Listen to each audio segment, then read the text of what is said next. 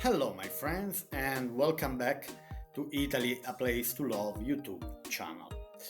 So, today we keep traveling around Puglia, and if you're following the episodes before, now we are at the fifth episode, and we are on day six of an amazing 10 days in Apulia region trip. Okay, so today we are going to Ostuni. Ostuni is a well-known town here in Apulia region. Maybe I guess a lot of you might know this city. Maybe some of you even been here. And all I can say, it's a beautiful city, a town city. I've been there a few years ago. I think it was 2018. I spent 2 weeks over there and I really enjoyed. I spent these 10 days, was a bit less than 2 weeks, in a beautiful B&B in the outskirts of the town. A bit to pay because it was a bit cheaper, but I had swimming pool, so I had the chance or to stay in the B&B or to go to the sea. That is distant. That it's around 10 kilometers from the town, because you have Ostuni Marina that is on the beach, and then you have the old town Ostuni that is located a bit upper to the marina part of the town. Okay, let's start reading, my friends, and let's go through this article written by the Telegraph promoting Apulia region. The White City. Ostuni, the White City.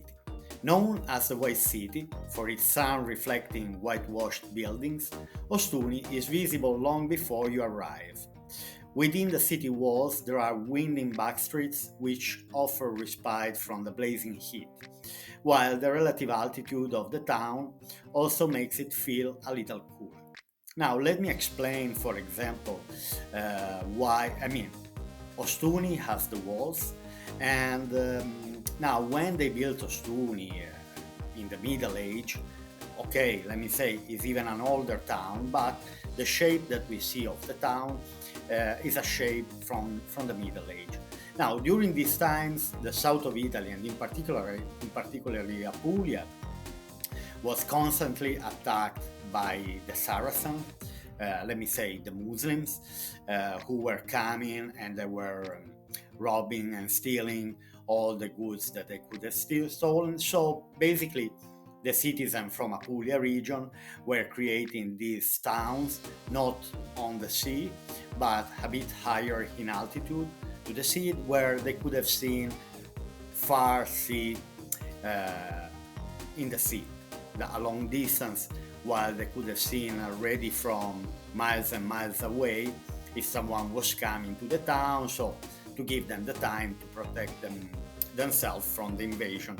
Doesn't matter by who the invasion was made, but the south of Italy, it's part of the south of Italy, southern Italian history, anyway, to be constantly invaded. This is nothing new for Italians and for who study history.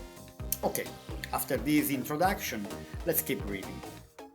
Wander off the main drag, lined by souvenirs, ceramics, and olive oil produce shops, to a bar off the Cathedral Square for an afternoon drink before you dine at Michelin-starred Già Sottolare. On the first floor of a Baroque townhouse with soaring arched ceilings, white walls and tablecloths. It's a family affair, using glorious local ingredients to create effect. For something simpler, took into a Napolitan-style pizza as Osteria Pizzeria Santoronzi. Now, as you can see, obviously we are talking about pizza. Let me talk a bit about pizza.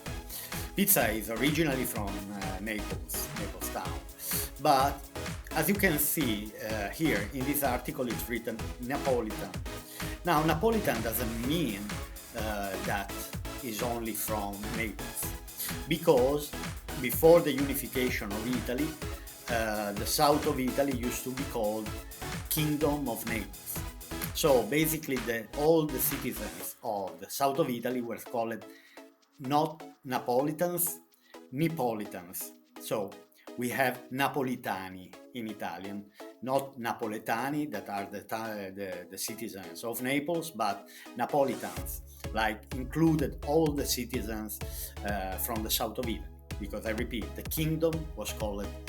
And so basically when they say Napolitan style pizza, they don't refer only to the pizza made in Naples, but it refers to all the pizzas made in the south of Italy, because anyway, this was a typical dish, let me call it pizza dish, that was made in all the south of Italy, obviously from Dun Drum pizza, and wheat, don't drum wheat, sorry. And so this was a typical dish in all the south of Italy. Now, there are lots of good gelateria around the town. Gelato, it's amazing, but gelato, you can find amazing gelato nearly everywhere in Italy. And especially delectable are the seasonal scoops at La Dolce Vita Gelateria Artigianale. Now, again, even here in Montemilone, there are artisanal ice cream makers. They make their own ice cream in their bar, and so you can find one better than another one. Bed down at the 15th century former farm Masseria Salinola, and doubles are from £155 a night. Okay, now the White City, you can find crazy and particular decorations. Now these, what you see, this plant, let's talk about 1 minute, let me dedicate 1 minute to this plant. This plant, it's not just a cactus or what you call it, these exotic plants, but this is also a fruit. The flower that you see, that is not a flower, the part reddish, granate, these are prickly pears. I don't know if you ever heard about this fruit. For example, in Montemilone, it's full of prickly pears, and they're tasty, they're very nice. In Italy, we call it fichi d'India. Translation, if I do the translation of fichi d'India, it's gonna be Indian figs. But then when I went on to check the real name of this fruit, that we call it fichi d'India, I find out that in English the translation is not fichi d'India, that is Indian figs, but it's not Indian figs, that is fichi d'India in Italian, but it's called prickly pears. Pears. I don't know, I have problems to pronounce the S today. Anyway, let's keep reading.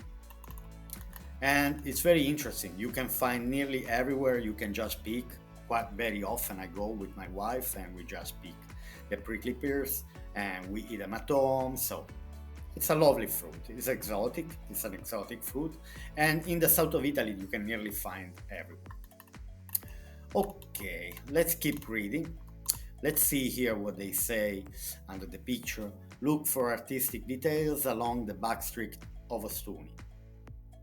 Ostuni has some beautiful boutique hotels in graceful antique mansions, such as the Fresco Paragon 700, double room for 346 per night, including breakfast, I'd say a bit costly, or the 16th century Palace Masseria Cervarolo, doubles from £150 per night, not including breakfast.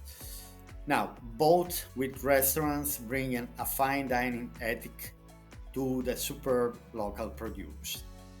Anyway, the produce here in the south of Italy is amazing wherever you go. From Campania to Calabria to Sicily, from Apulia, Abruzzo, Molise, all the regions. But in Italy, again, all the regions have amazing food, but particularly for me, from my point of view, the southern Italian food, for me, is the best. Now, if you feel like you want to escape to the beach during your stay, Torre Guaceto is a natural park and a haven for turtles. This pristine beach, overlooked by its eponymous tower, is usually empty off-season. Yes, of course, if you want to see If you want to stay in this place when it's not very crowded and there's not a lot of confusion, it's better to visit when it's off of the season. Okay, my friend, we are at the end of day 6 of 10 days in Apulia region trip. This is the 5th episode. My friend, if you watched the video up to now, don't forget to put like, to subscribe, and my friends, I'll see you to the next video. Have a nice day.